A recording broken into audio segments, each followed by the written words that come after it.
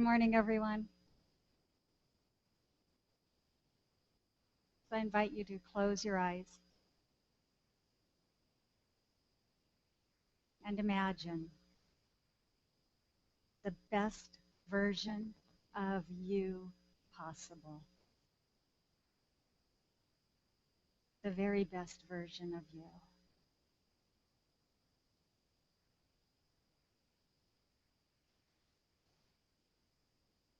Imagine who you are. That's who you really are. Let go of any part of you that doesn't believe it.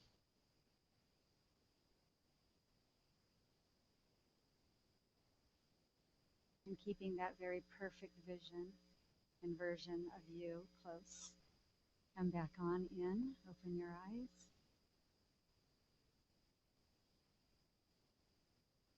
So who takes time every day for their imagination? Yeah, I'm with the rest of you. This topic took me by surprise, I have to admit. We all probably would have expected it was right up my alley. Yeah, infinite imagination. There's so much more to it than what I ever expected, what I ever gave it credit for. Ernest Holmes reminds us, at the root of the whole matter, we find that the creative power of the universe does not create through will, but through imagination, imaging, feeling, and knowing. Imaging, feeling, and knowing. There's no surprise that imagination is right here in the month of creativity, living creatively. Living creatively. It begins with imagination. And I'll tell you, I have been of the opinion, and maybe you join me here, that it was really for the kids. I'm a big proponent of imagination with children. I teach it, I encourage it, I advocate it, and I'm here to remind myself and all of us that imagination is for all of us to embrace, to get to know, and to experience. So we're going to do some imagining this morning, and we're going to do some reflection and some contemplation about it. Young children learn by imagining and doing. We know this. They learn by role playing. They learn by roughhousing even. By imagining who they are. And somewhere along the way, many of us are tempted to let go of that and consider it to be child's play. But it's not true. Imagining is how we begin the creative process. We image forth. Imagination grows by exercise and is actually more powerful in the mature person. And here's why. Because imagination, when it's understood, is part of the creative process, is powerful and is creative. Now, I am not talking about wistful thinking and daydreaming. I'm talking about using the power of our mind to image forth a grand idea of who we are, of who we want to be. Anybody have anything in their life that they wish was different? Okay, let's just do a little experiment. Picture that, whatever it is. Your relationship, your career, your finances, it could be already magnificent, and we're going to imagine it being even greater. Even greater. So if you want to, close your eyes. Picture that. Bring that idea into the front of your mind. What would it be like? Imagine. How could it be even greater? How could it be even greater? What would it look like? What would it feel like? What would it taste like? What would it smell like? would it be like? Picture what it could feel like. So we're tasting imagination. Come on back. You'll get to go back to it again later. Probably a lot. We're picturing what it's like to use our imagination consciously, with a purpose, because that's when it's really powerful, and that's why imagination in the mature person, and we're not talking about old, we're talking about spiritually mature. There's a big difference. Not about age, but understanding the power of our imagination. It's about understanding it. Gaston, I don't know how to say his last name, Bachelard. He's a French philosopher. Imagination is the voyage into the land of the infinite. Doesn't that just feel good? We're giving ourselves permission to play. We're giving ourselves permission to imagine a greater life, to imagine the potential, to imagine what it could be like. And we're doing that because we are aware of the creative process. We're doing that because we're aware that our thoughts are things. We're doing that because we're aware that what we're thinking about comes about. I have been one to live in a very sheltered world. I like my bubble. I'm really friendly with it. I understand it. It understands me. We get along really well. It's just the way it is. However, I have had an awakening. I have had an inspiration that my imagination could expand, that I could know an even greater world. My life is pretty darn good. I'm here to tell you. It's really great. And yet, I could imagine a greater life. I could imagine a greater experience. So last week, Dr. Heather talked about the creative process, and she talked about the instructions of living creatively. And she mentioned in her talk using morning pages as an outlet. Maybe some of you were here. Maybe you heard it online. It's a great practice of just letting go, letting go, letting go, letting go. Really good practice. Writing is a fabulous way to exercise our imagination. Mark Matusek, who is an author and a speaker and a writer, talks about using writing as intentional writing to change our idea about something.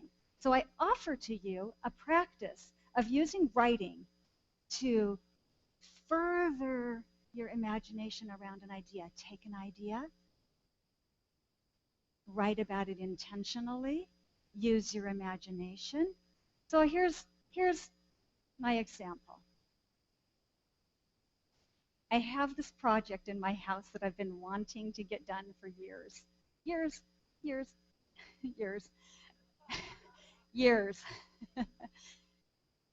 And I'm kind of stuck. So my practice is to write about it and to use my imagination about how could this happen, because clearly it's not happening with what I'm using right now. Clearly it's not coming forth. So now I am writing about the beautiful bathroom in my house and how it's got this great floor, and I love walking into it, and I love being there, and I love having guests over and they can spend the night because there's a bathroom for them. How wonderful is that? And I'm writing and I'm using my imagination about how it's going to get done, because I of myself do not know how. I have tried every trick in my pocket and it hasn't worked. So no blame, no shame. It's not about that. It's about how can I use the power of my imagination to move something forward, to be in cooperation with the Holy Spirit, to recognize the presence of the divine. That's what I'm interested in. I'm interested in knowing God in a greater way in my life. And if my pathway to God includes imagination, well, hallelujah. I guess I'm going to join with those kids a little more often. Recognize the power of play a little more often. Even in ministerial class, Reverend Michael will remember, we did role playing. We role played what it was like. We used our imagination to pass our panels, to do those things that we didn't know, that was uncharted territory. So we used our imagination to plot it out. And guess what? It worked. Reverend Bruce likes to remind us that we're either rehearsing our disasters or confidently claiming and proclaiming our good. I might have misquoted you a little. But I love that because our imagination can work for us or against us. And again, I'm reminding us, I'm calling us to be spiritually conscious, spiritually mature adults, and use our imagination for power, for good. So there's a great story. Maybe you guys are familiar with it. It's called Alice in Wonderland. It's a great story. We're all very familiar with the quote by C.S. Lewis in it, but I'm going to give you the lead-in. That's the way it's done, the Queen said, with great decision. Nobody can do two things at once, you know. Let's consider your age to begin with. How old are you? I'm 7.5 exactly. You needn't say exactly, the Queen remarked. I can believe it without that. Now I'll give you something to believe. I'm just 101, 5 months and a day. I can't believe that, said Alice. Can't you? Said the Queen in a pitying tone. Try again. Draw a long breath and shut your eyes. Alice laughed. There's no use trying, she said. One can't believe impossible things. I dare say you haven't had much practice, said the Queen. When I was younger, I always did it for half an hour a day. Why, sometimes I'd believe as many as 6 impossible things before breakfast.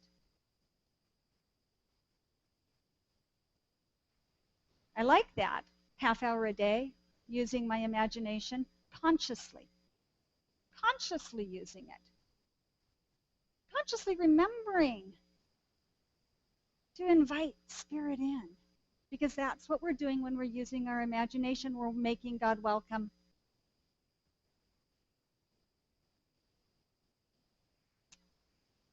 Last week we were in Tennessee, and the big thing about being at my sister's house in Tennessee is she has this great ski boat, and she was a competitive water skier, and she taught water skiing, and so everyone is expected to ski, and it's been 14 years since I skied, and it was about 10 years before that time. And I knew I was going to have to ski. I knew it was coming. Oh, God. I did a lot of praying. And so the first day we're out on the boat and people are skiing. My son skis. It's great. And the next day people are skiing, and she keeps asking me, you're going to ski, right? You're going to ski, right? You're going to ski, right? And I keep thinking, I keep saying out loud, yes, yes, yes. And inside I'm going, oh, God, how do I get out of this?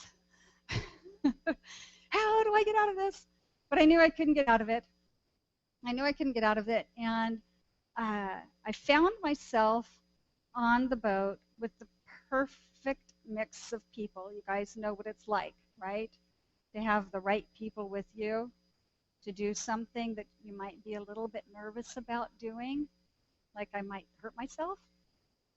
And so I'm listening to the coaching that she's giving to the different skiers.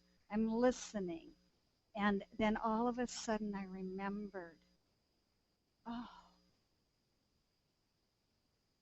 I could invite God in. Oh, what a relief. What a relief that I could let go and let God. And I heard my sister say, don't try. Just allow your body to lift up. Just allow the boat to pull you forward. Just picture it and stand up. And so I get out there and I'm sitting in the position, my skis are up, I've got the little baby bar across it to hold my skis together. We do our part too. She says, you look great, you look great. Knees bent, arms straight. Okay, here we go. The boat takes off, and I go,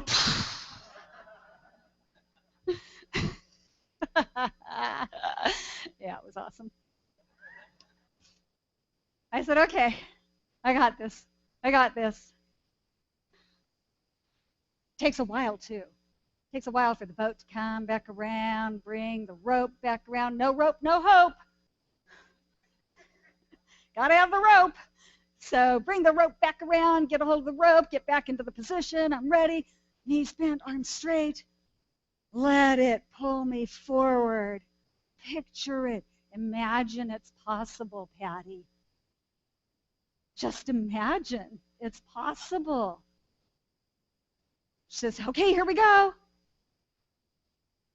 Boat takes me, and all of a sudden, I'm standing on the skis. I'm standing on the skis, and I can feel myself gliding across the water. I can feel the pull of the boat. I can feel the presence of God. I can feel the joy of the people in the boat that are so excited for me because really, none of us were really sure it would happen. I could feel it. Image it forth. Feel it. Believe it. Know it. I experienced it. I imagined it in my mind, and there I was. It was a beautiful thing. And what was exceptionally beautiful about it was I recognized the process. And so here again, we build our muscle memory. We build that conviction of knowing that imagination isn't child's play. It's the gateway to the infinite.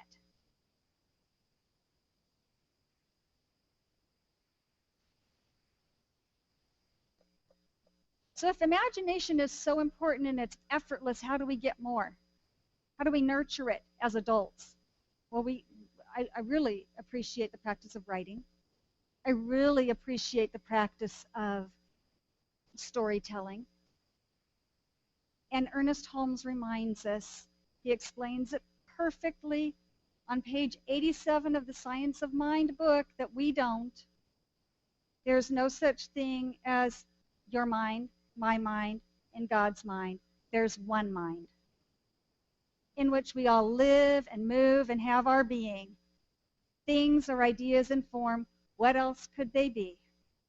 There is nothing from which to make these things except ideas. In the beginning we behold nothing visible. There is only an infinite possibility, a limitless imagination. A limitless imagination, whether we think that we're good or bad at imagining, there's more.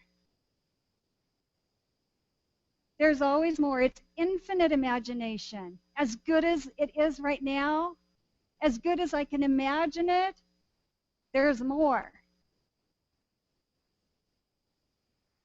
It's kind of daunting and exciting at the same time, for me.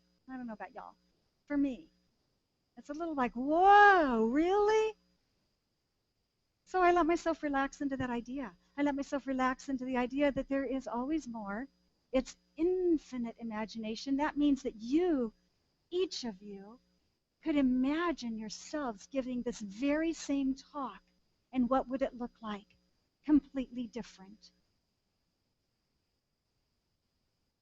Each of us could be writing an exceptional novel, a story that's compelling and inspiring, and whatever your story would be.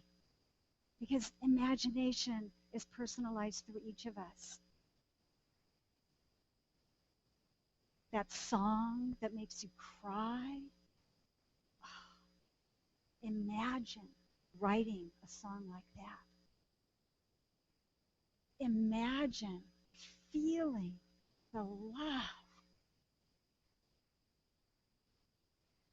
Imagine feeling that unconditioned and unconditional love that you read about,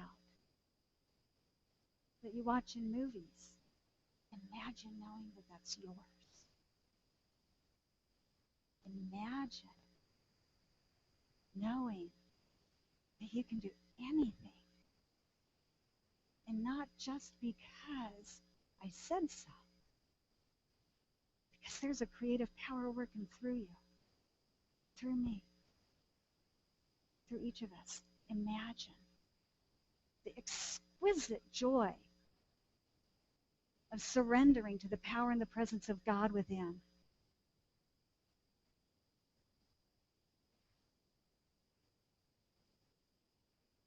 So here's an analogy that maybe would be helpful for you.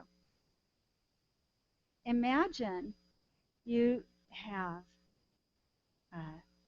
your home and you're living in it. And so, for example, my house is somewhere around 2,600 square feet. And I live in every room of it. What if my home was really 20,000 square feet, but I'm only living in my 2,500 square feet? That's the way imagination is. We often live, well, I already told you I do, live in our bubble of contentment. This is what I can accept. This is what I know, but there's more.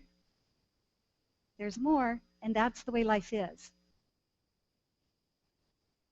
We might act like we're living in a small world, but really, it's infinite.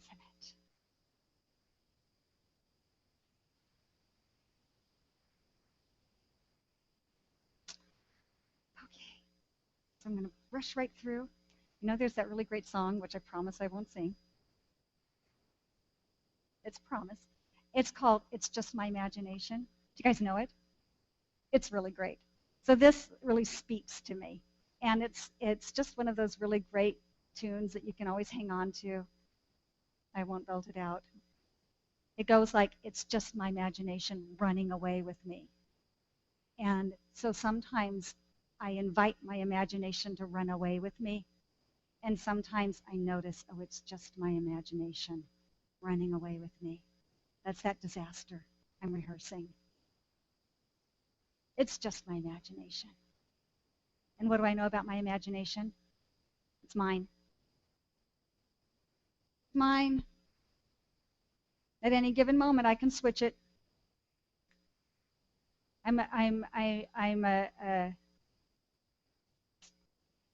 love to know what's going to happen. I don't really care for surprise endings. I don't read the back of the book first, the end of the book first, but I read the back of it because I want to know what the story's about. I don't watch the end of the movie first, but I tend to like to know what the movie's going to be about, even if it just means, well, what's the name of this show? So my practice is becoming more willing to not know. My practice is becoming more willing to allow life to unfold, to invite imagination into my experience. I need to close because we're running out of time, but I'm going to invite you to just do one practice that I do every day to start my morning out. And it's called a daily invocation. And so we're going to end with this. So I invite you, if you want to close your eyes. And in this holy and sacred moment, I call upon the presence of imagination in my life to come forth into expression now this day. I do this so that I might clearly see that which ought to be done by me in order to more fully express the divinity that is within me. Therefore, in the light of wisdom, I declare that if I could do whatever I want to do this day in order to make the world a better place to be, I would love to.